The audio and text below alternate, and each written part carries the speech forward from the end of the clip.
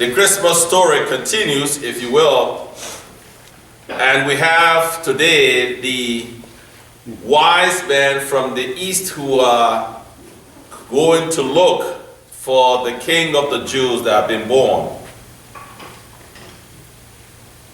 The wise men who are going from the east were not numbered. There is no indication from the passage I just read there were 3 wise men. It just said wise men from the east. There is no indication that all 3 of them or 2 of them or 5 of them were living together. So we know from the story that wise men from the east saw the star, and they recognized the star to be that of the one who was born King of the Jews. And so they set out from their different locations, making their way in their minds to Jerusalem, because if he's the King of the Jews, he should be in Jerusalem. And somewhere along the line they met, if you will, and continued the journey into Jerusalem, following the star that they have seen from their various locations. And as they come into Jerusalem, something happens. The star disappeared. Now you see, if this is one of the urban cities, you will understand why the star would disappear. But this is not an urban city. There are not many lights all over the place, especially those neon lights. There are not lights all over the place for them to miss the star. What was responsible for the disappearance of the star? I do not know, but what we do know from the passage of Scripture, the star disappeared and they arrived in Jerusalem and figured out we should ask questions.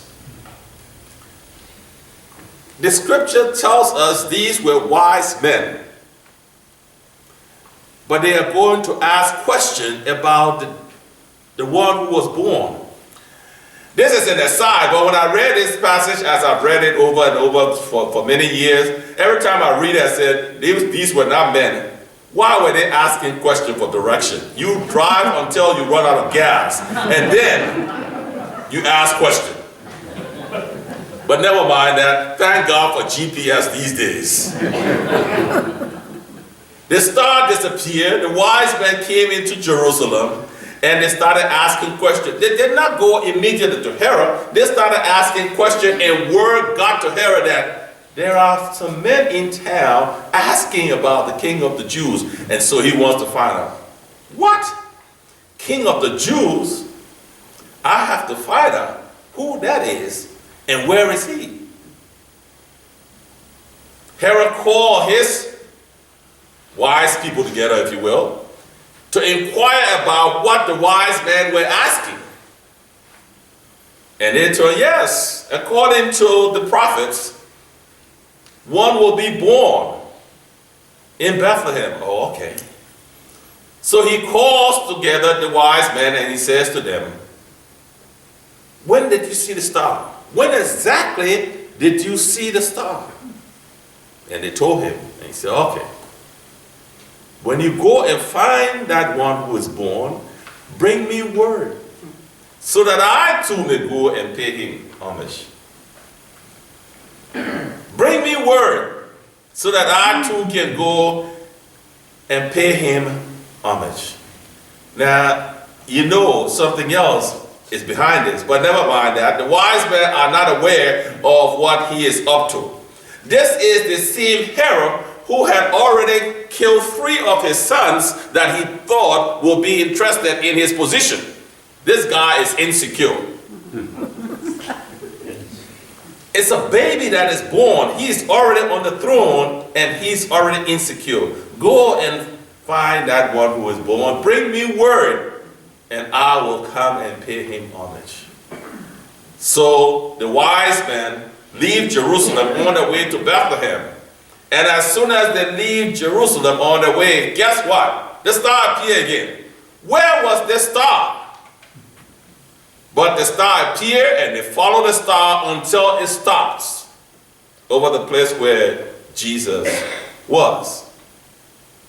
By this point, at least Matthew wants to suggest to us that Mary and Joseph family are not in the house. They are not in the stable. They are not in the manger. No, they are not in the barn.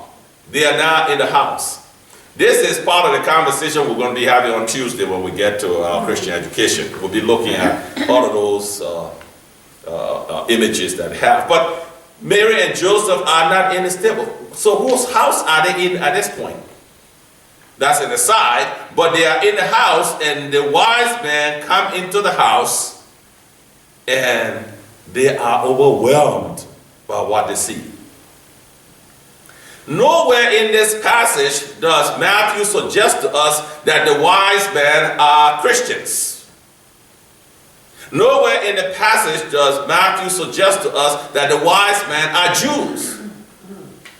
More or less, they are pagans. But they have seen a star that says something to them that have brought them from the east to come to worship him, if you will. So, they worship him, they open their treasure chest, and they give him gifts.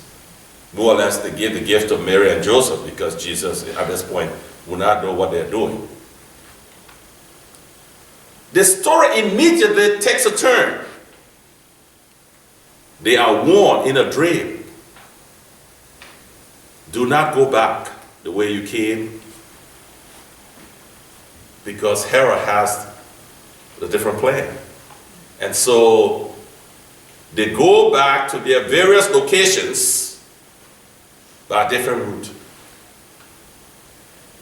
And the rest of the story will be horror for the people of Israel, because Herod is going to go after all of the young boys, 3 years and below, and he's going to slaughter them. This is that story, but that's another aside. The wise men depart using a different route. As we commemorate the epiphany, if you will, the showing forth of Christ to humanity, what do you see today? What star are you following? How often does the star disappear from your presence or from your sight, so that you are lost? So that, like the wise man, you have to ask questions. What do you do when you have to wait until the star reappears for you?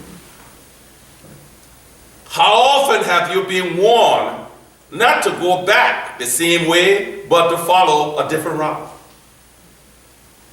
Or have you chosen to ignore the voice that is telling you not to return the same way, and you have gone back and you have run into misfortune?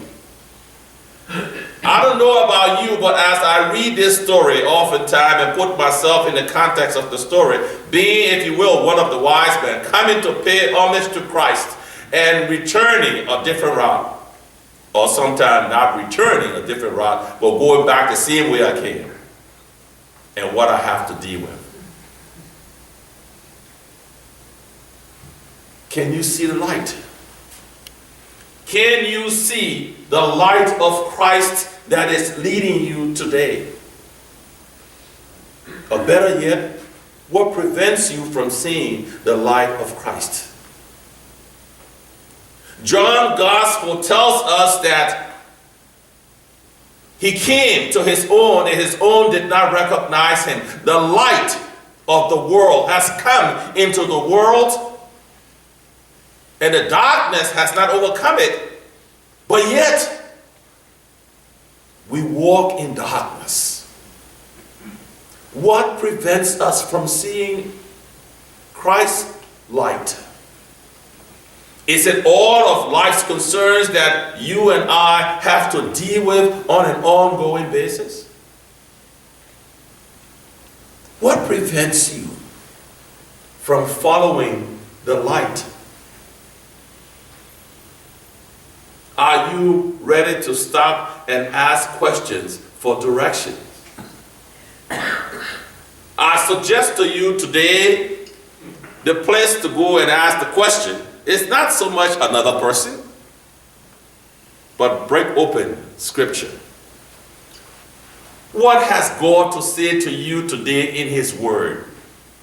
What has God to say to me today in His Word?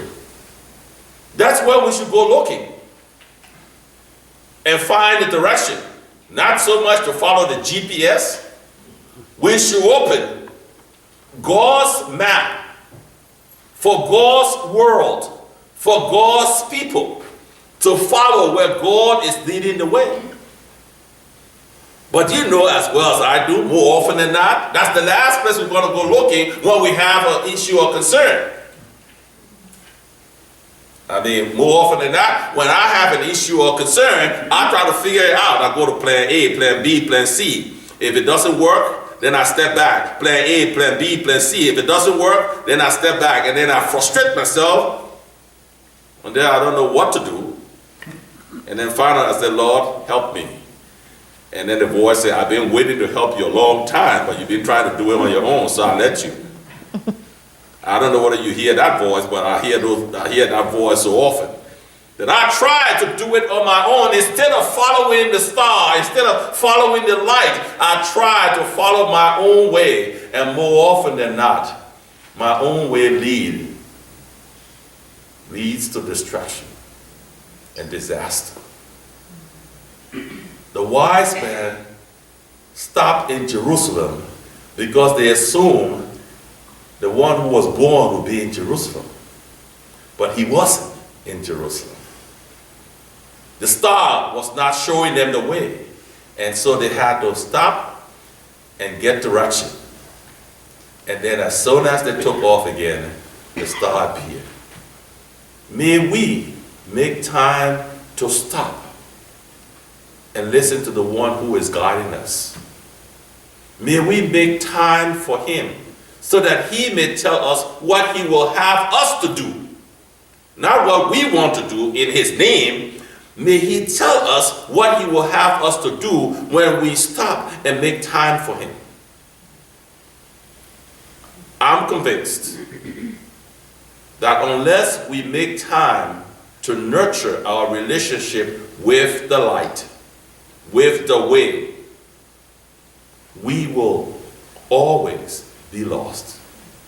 May he help us follow him each and every day, so that in following him we may do that which he will have us to do. And then may all glory, honor, and praise be given to him for what we do in his name. Amen. Amen.